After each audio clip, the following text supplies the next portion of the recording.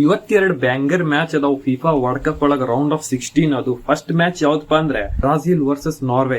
ಒಂದ್ ಕಡೆ ವಿನಿಷಿಯಸ್, ಇನ್ನೊಂದ್ ಕಡೆ ಹಾಲಾಂಡ್. ನಾರ್ವೆ ಅಂತೂ ಫುಲ್ ಅಟ್ಯಾಕಿಂಗ್ಲಿ ಸೆಟಲ್ ಟೀಮ್ ಇದೆ, ಬಹಳ ಚಲೋ ಆಡಿದಾರ, ಅವ್ರು ಇಂಪ್ರೆಸ್ ಮಾಡ್ಯಾರ ವರ್ಲ್ಡ್ ಕಪ್ ಒಳಗೆ. ಒಂದೇ ಮ್ಯಾಚ್ ಸೋತ್ರು, ಅದು ಬ್ರಾಜಿಲ್ ವಿರುದ್ಧ.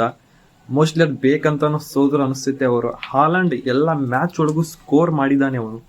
ಈ ಮ್ಯಾಚ್ ಒಳಗೂ ಅವ್ರು ಅದೇ ಎಕ್ಸ್ಪೆಕ್ಟೇಷನ್ ಇಂದ ಬಂದಿರ್ತಾರೆ. ಆ ಕಡೆ ಬ್ರಾಜಿಲ್ ವಿನಿಷಿಯಸ್ ಜೂನಿಯರ್ ಬಹಳ ಅಂಡರ್ ರೇಟೆಡ್ ಇದಾನೆ, ಯಾರು ಮಾತಾಡಿಲ್ಲ ಅವನ ಬಗ್ಗೆ. ಮೋಸ್ಟ್ಲಿ 4 ಗೋಲ್ ಹೊಡೆದಿರ್ಬೋದು ಅವ ಆಲ್ರೆಡಿ. ಕೂನಿಯಾ ಅವರೆಲ್ಲ ಸಪೋರ್ಟ್ ಕೂಡ ಮಾಡ್ತಿದ್ದಾರೆ ಅವ್ರಿಗೆ. ಆದ್ರೆ ಒಂದು ವರಿ ಏನಪ್ಪಾ ಅಂದ್ರೆ ಇವ್ರ ಮಿಡ್ಫೀಲ್ಡ್ ಸ್ವಲ್ಪ ಇಂಜರ್ಡ್ ಆಗಿದ್ದಾರೆ. ಲುಕಾಸ್ ಪಾಕೆತಾ, ಕೆಸ್ಮಿರೋ ಮತ್ತ ರಾಫಿನಿಯಾ ಮೋಸ್ಟ್ಲಿ ಇವತ್ತು ಕಮ್ ಬ್ಯಾಕ್ ಮಾಡ್ಬೋದು. ಬಟ್ ಮಿಡ್ಫೀಲ್ಡ್ ಒಳಗೆ ಸ್ವಲ್ಪ ಇಂಜುರಿ ಕನ್ಸರ್ನ್ಸ್ ಅದಾವು. ಸೊ ಆದ್ರೂ ನಾನು ಬ್ರಾಜಿಲ್ಗೆ ಬ್ಯಾಕ್ ಮಾಡ್ತೇನೆ ಈ ಮ್ಯಾಚಿಗೆ.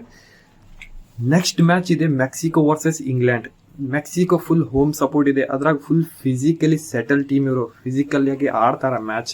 ಆದ್ರೆ ಇಂಗ್ಲೆಂಡ್ ಸ್ವಲ್ಪ ಇವರಿಂದ ಮುಂದೆನೇ ಐತಿ. ಯಾಕಂದ್ರೆ ಥಾಮಸ್ ಟುಕಲ್ ಇವ ಇಂಥ ಮ್ಯಾಚ್ಗೆ ಹೆಸರುವಾಸಿ, ನಾಕ್ಔಟ್ ಮ್ಯಾನೇಜರ್ ಅಂತ ನಾವು ಕರೀತಾರ ಸ್ವಲ್ಪ ಜನ.